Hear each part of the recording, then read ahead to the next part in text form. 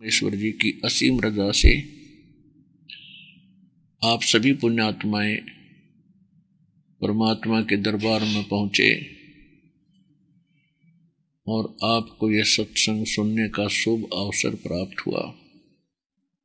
परमात्मा कहते कि जैसे एक व्यक्ति को 10-12 वर्ष के बाद पुत्र प्राप्ति हुई, खूब खुशी मनाई, बैंड बाजे बजवाए, हजारों की संख्या में व्यक्ति इकट्ठे करके भोजन करवाया, वाह वाह का पात्र बना, और अगले वर्ष उस जन्मदिन से पहले उस पुत्र की मृत्यु होगी जिसके लिए बैंड बाजे बजवाए थे। और अब क्या कर रहे हैं? अब टक्कर मार रहे हैं, रो रहे हैं। तो पुण्यात्मा इस गंदे लोक में और हम खुशी मनावे, हमने भांग पी रखी है काल के इस कुएं की, और इस नशे में हम ये सब कुछ कर रहे। जिसका नशा उतर जाएगा उसने चीज सुहावे को नहीं। एक भक्त आया हमारे पास, नाम लिया उसने, 10-12 वर्ष पहले की बात है। उसको बताया गया, जैसे हम सबको बताते हैं भाई ये नाचना गाना ठीक नहीं, और जिन त्योहारों को आप मनाते हैं ये हम नहीं मनावाएंगे, क्योंकि इस गंदे लोक में आज खुशी मना रहे हैं, कल करा के बिजली गिर गया।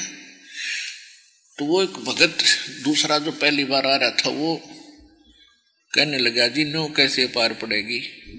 तो उसके साथ एक और भगत नाम लेना आया था किसी अन्य गांव से। वो कहने लगा भाई देख ले, मेरी सुन ले, मैं तो नाम लूंगा और सारी कंडीशन मानूंगा। वो कह रहा था कि हमने 10 वर्ष हो गए कोई त्योहार नहीं मना लिया। क्यों नहीं मना लिया? कि कभी तो एक बार तो मेरे भाई की मृत्यु होगी और एक साल फिर कुछ मनाना नहीं। अगले वर्ष मेरी बहन विधवा होगी, अगले वर्ष मेरे ताऊ के छोरे की मृत्यु होगी भाई की। यानी इस प्रकार 10 वर्ष हो गए हमारे घर में हमने कोई खुशी नहीं देख ली। तो भाड़ में जाओ, इसी त्योहार तो ये मना लो ना उसने, उन त्योहारों ने। जब ये हालत होगी आपकी और हमको पता लग गया कि यह ना जाने किस टाइम बिजली गिर जाए, तो पुण्यात्मा आपने यहाँ से निकलना है तो ये मर्यादा निभानी पड़ेगी। तो नानक साहब जी कहते ना जाने काल की कर डारे,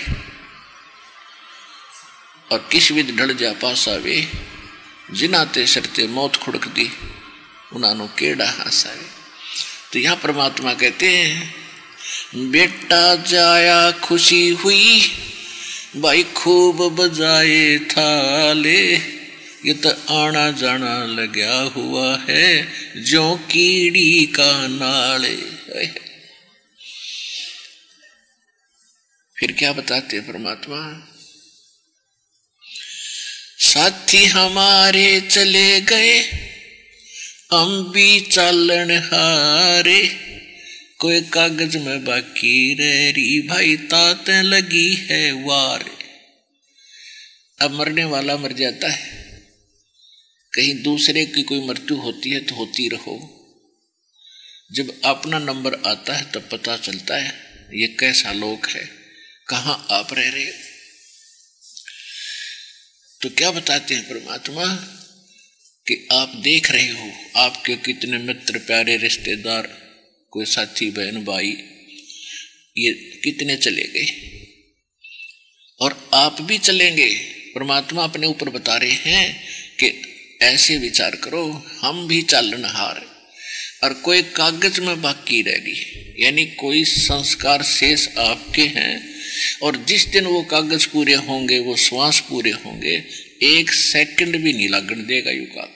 चाहे कितना कंपल्सरी इंपॉर्टेंट काम आपका रखा रहे, जो धरा रहेगा, क्योंकि जो इंपॉर्टेंट काम था इस जीवन का वो तो आप करे ना रहे। जिस तरह इसमें सहारा मिला आपको, आपकी जीवन भी रक्षा हो, आयु भी बढ़े, उस भगवान का तो पता ही नहीं था आपको। अब पता चला है कि वो कबीर भगवान है जो हमारी आयु भी बढ़ा दे। मासा घटे न तिल बदे, वेदना लिखे जो लेख, सच्चा सतगुरु मेट कर भाई ऊपर मारे मेघ।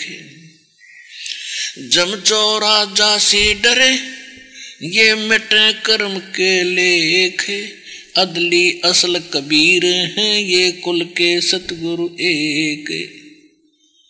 तो जब तक हमें ये भगवान नहीं मिले थे तो हम यहाँ की व्यवस्था में अपने मनुष्य जीवन को बर्बाद कर जाते थे। तो यहाँ बता रहे हैं कि आपकी कोई कागज में बाकी है, इसलिए आप यहाँ शेष आपका जीवन है तो आप बैठे हो, और जिस दिन ये जीवन खत्म होगा, सांस पूरे होंगे, एक सेकंड नहीं लगा। एक भक्त बता रहा था कि मेरे मामा जी के 5 लड़कियां थी, और हमारे समाज में एक ऐसी कुरीति फैल रही थी पहले दहेज और दान की। 5 लड़की तो न सोच ले, उसकी मौत थी, सारा जीवन वो उससे काम में मर जाना था। तो उन्होंने 3 लड़कियों की इकट्ठी शादी करने का निश्चित कर रखा था, सारी तैयारी हो गई थी। और मेरी मामी जी भात न्योतने के लिए भात न्योत का वापस आवा थी, रोहतक के बस स्टैंड पर खड़ी थी। जिसकी 3 बेटियां का ब्याह हो तो उसका दिमाग तो फिरकी बन जाए, पता नहीं क्या सोच रही थी, ये लाऊंगी वो लाऊंगी फलाना लाऊंगी, कौन सी आइटम आ गई, कौन सी रह रही है। इस चिंतन में वो वहां खड़ी थी। ड्राइवर बस बैक करे था और कंडक्टर लाग गया पीछे, पैसे कुछ बचे हुए देन उस साइड में खड़ा होकर यात्रियों को। ड्राइवर ने कुछ देखा कोई ना, बस टेढ़ी होगी, टेढ़ी होकर वह बस, और वो खड़ी थी पोल के सारे बस स्टैंड पे, पुराने बस स्टैंड पे। वह बस आकर पाछे तो उसका ऐसी लगी, और वह चिंता में पता नहीं क्या सोच रही थी, नो करूंगी वो करूंगी फलान करूंगी, ऐसी जोर की लगी, आध घंटे तड़प कर मिनट में शरीर छोड़ गई। अपने आत्माओं कहते कोई कागज में बाकी रह रही, तात देर लाग रही है, और कितना कंपलसरी काम था, कितना जरूरी कार्य था। 3 पुत्रियों का ब्याह हो जिस माँ का, उसको कितनी चिंता होती है। तो अब इससे हमने नो समझना पड़ेगा। अब वो फिर ब्याह भी हुआ होगा और 6 महीने पाछा हो गया होगा। तो कहने का भाव ये है कि भक्ति बिना बात बने को नहीं। राम नाम रटोगे तो परमात्मा इसी आपत्तियां न भी टालेगा। इसलिए तो भगवान को याद करते हैं। तो हम तो सीधे सूढ़े भाग रहे हैं, हम करेंगे सब कुछ, जीव का क्या करेगा। वो बेमतलब जो है ना हवा खा रहा है ये प्राणी, इब अदरंग मार जा बांगा मुंह हो जा, माखी बनर लिकड़े वो पलातून अब चला ले। तो भगवान के सारे की इस जीव को घनी जरूरत है, जिस कारण से यो इसको परमात्मा ना मिलने के कारण अपनी गलती पर गलती करके अपना जीवन नाश कर जाता है। उसको फिर सतर्क करते हुए सत्संग में बताया जाता है।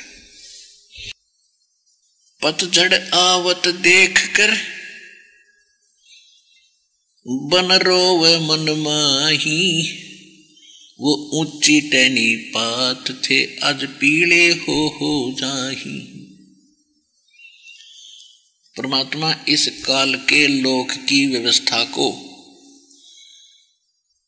और कैसे समझाना चाहते हैं संसार रूपी वन, और एक दिन ये सभी मनुष्य रूपी पतपात यहां से झड़ जाएंगे। तो कहते हैं पतझड़ आवत देख के, पतझड़ का मौसम आता है और बसंत प्रारंभ होती है ऋतु। तो उस समय पहले के सभी पत्ते वृक्षों के झड़ कर नीचे पीले होकर नीचे गिर जाते हैं,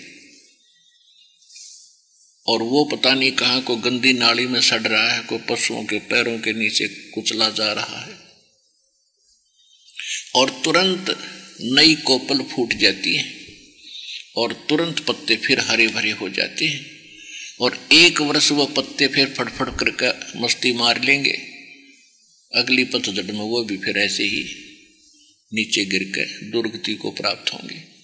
परमात्मा समझाना चाहते हैं कि इस काल के लोक में यहाँ ऐसी व्यवस्था है कि जैसे दादा मर गया पोता पैदा हो गया, पोता भी दादा बनेगा, वो भी उसकी भी टिकट कटेगी, कौन सा सदा परमानेंट हो गया। तो हमने इस व्यवस्था को समझना पड़ेगा। ठीक है, जो भी दादा पोता का नाता है ठीक निभाओ, भक्ति पर आप भी करो, अपने नातियों को भी लाओ। इस सारे सत्संग का कहने का ये दास का उद्देश्य है। तो क्या बताते हैं कि पतझड़ आवत देख के यो बन रोवे मन माही, वो ऊंची टणी पात थे आज पीले हो जाही। पात झड़नता यूं कहे सुन भई तरवर राय, अब के बिछड़े नहीं मिले न जाने कहाँ गिरेंगे जाए। तरवर कहता पात से सुनो पात एक बात, यहाँ की यह रीति है एक आवत एक जात। दादा मर गया पोता हो गया, पहले वाले पत्ते पीले होकर गिर गिर नए फूट आए। कहते यहाँ की एक रस्म है, ये रिवाज है, यहाँ की यही रीति है, एक मरे दूसरा पैदा हो गया, वो मरेगा फिर और पैदा हो गया। यानी यहाँ जन्म और मरण का ये दीर्घ रोग आपका सदा बना रहेगा जब तक सत भक्ति परम पिता परमात्मा परम अक्षर ब्रह्म सत्य पुरुष की नहीं करोगे। तो क्या कहते हैं कि पात झड़नता